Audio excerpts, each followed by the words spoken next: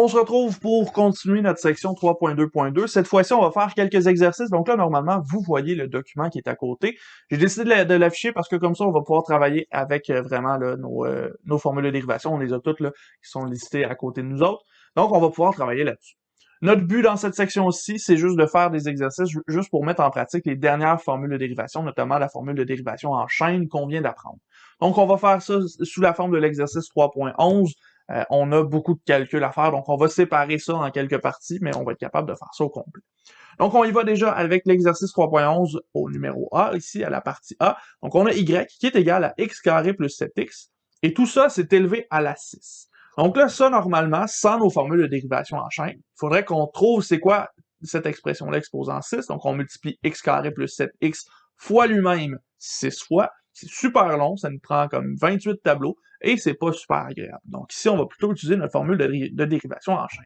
Comment est-ce qu'on va faire ça? Bien, si on s'en va dans notre document, dans notre document ici de formule, on a la dérivée notamment en 8 d'une puissance d'une certaine fonction. Donc u exposant n, sa dérivée, c'est n fois u exposant n moins 1 fois la dérivée de l'intérieur. Dans ce cas-ci, notre n, c'est 6, et notre fonction u, c'est x carré plus 7x. Donc, la dérivée par rapport à x de y, ce sera égal au 6 qu'on va amener à l'avant, fois le x carré plus 7x exposant 5, fois la dérivée par rapport à x de x carré plus 7x. Et là, ici, on a quand même un exposant 5. Est-ce que ça nous pose problème? Pas vraiment. On va juste négliger de multiplier l'exposant 5 ici. C'est pas nécessaire, ça va pas vraiment simplifier le problème ici, ça va même le complexifier. Donc, dans ce cas-ci, on va garder 6 fois x carré plus 7x exposant 5 fois la dérivée de x carré plus 7x. Donc, dérivée de x carré, c'est 2x, dérivée de 7x, c'est 7. Donc, la dérivée de notre fonction, elle est donnée par l'expression suivante. Pas mal plus rapide, puis pas mal moins compliqué que d'aller chercher exposant 6, ça donne combien, puis tout faire le calcul et avoir à peu près 28 tableaux de calcul ici. Ça se fait très rapidement là, lorsqu'on travaille avec la formule de dérivation en chaîne. Ensuite, en B, on a y qui est égal à racine de 1 plus 3x. Donc là, ici, on a une racine carrée sur une fonction. Ce qu'on va faire, c'est changer ça pour 1 plus 3x exposant une demi. De cette façon-là, on se retrouve avec la même situation que ce qu'on avait en A.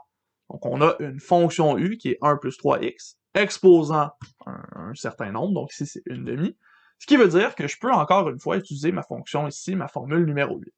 Donc, je vais aller chercher ça exactement, donc ça va me donner ici la dérivée de y par rapport à x, qui sera égale à une demi, fois 1 plus 3x exposant une demi moins 1, donc moins une demi, fois la dérivée par rapport à x de 1 plus 3x.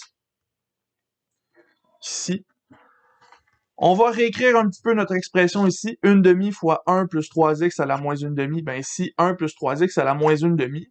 Comme on a un exposant négatif, on sait qu'on va mettre ça en dessous d'une fraction. Et ce sera là une racine carrée parce qu'on a l'exposant une demi. Donc, je vais réécrire mon premier terme comme étant 1 sur 2 racines de 1 plus 3x. Et là, vraiment, le 1 demi, ben, il est ici, dans notre fraction. Et le 1 plus 3x exposant moins 1 demi, ben, il se retrouve ici en dessous. Le moins 1 demi nous indique qu'on l'envoie en dessous de la fraction. Et le 1 demi nous indique qu'on a une racine qui apparaît par-dessus notre expression. Il ne reste plus qu'à multiplier par la dérivée qu'on avait de l'autre côté. Donc ici, dérivée de 1, c'est 0. Dérivée de 3x, c'est 3. Donc tout ce qu'il nous reste à faire, c'est rentrer notre 3 dans notre fraction ici. Donc, je pense que j'ai assez d'espace, on va avoir 3 sur 2 fois la racine de 1 plus 3x. Et voilà, on a notre dérivée de la fonction y qui est égale à racine de 1 plus 3x. On est capable d'obtenir ça encore ici facilement avec notre règle de dérivation.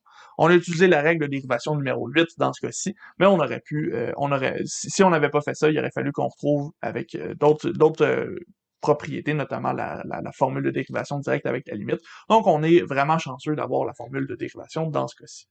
On poursuit maintenant avec l'exercice C et l'exercice D. Donc en C, cette fois-ci, on a une fonction qui est une fonction trigonométrique. On a y qui est égal à cos de 4x au carré.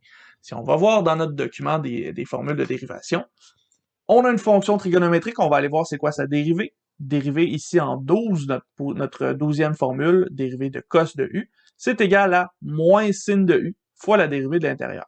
Donc, on va devoir aller chercher la dérivée de cos. Ensuite, on va aller chercher la dérivée de l'intérieur. Notre intérieur ici, c'est 4x au carré.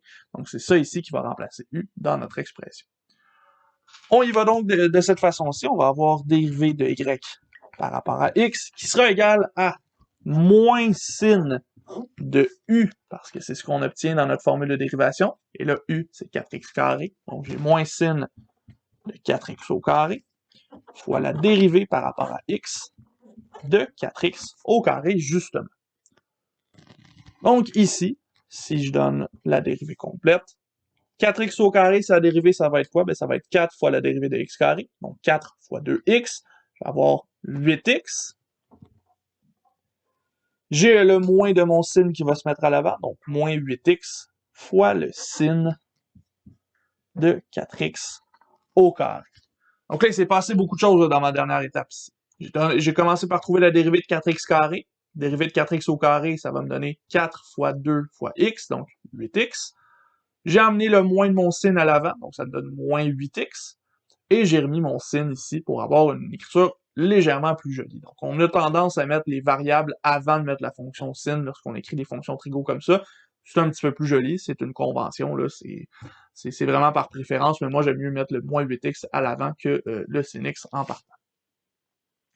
Maintenant, en D, on a une autre fonction, mais cette fonction-là, elle est légèrement plus complexe. Pourquoi? Parce qu'on a sin de x, mais sin de x, il est exposant 3. Donc, dans ce cas-ci, il va falloir utiliser de la dérivation en chaîne. Donc, il va falloir qu'on ait cherché notamment notre formule numéro 8. On a un exposant sur notre fonction sin, donc il va falloir qu'on ait mettre cet exposant-là à l'avant. Mais en plus, on a une fonction sin. On a donc la formule numéro 11 où il va falloir aller faire la dérivée de sin de x. Donc ici, ma dérivée de y par rapport à x, ce sera 3 fois sin au carré de x fois la dérivée par rapport à x de sin de x. J'ai mis mon exposant à l'avant, j'ai réduit cet exposant-là de 1, ça me donne exactement la formule numéro 8. Donc ça, cette partie-là, elle est faite. Je multiplie par la dérivée de l'intérieur, donc dérivée de sin de x, et pour aller trouver cette dérivée-là, ben, je vais aller chercher justement ma formule numéro 11, donc je vais aller chercher la dérivée d'un sin. La dérivée d'un sin, c'est cos, donc dans ce cas-ci, on va avoir 3 sin carré de x fois la dérivée de sin, ben c'est cos de x fois la dérivée par rapport à x de ce qu'il y a à l'intérieur de mon sin. Faut pas l'oublier ça ici. Dans ce cas-ci, ça pose pas vraiment problème parce que l'intérieur, c'est x, mais si on avait une fonction à l'intérieur de notre sin, ce serait légèrement plus complexe. Donc dans ce cas-ci, on a 3 sin carré fois cos fois dérivée de x par rapport à x, ben ça ici, cette dernière dérivée-là, elle vaut 1. On obtient donc 3 sin carré de x fois cos de x directement.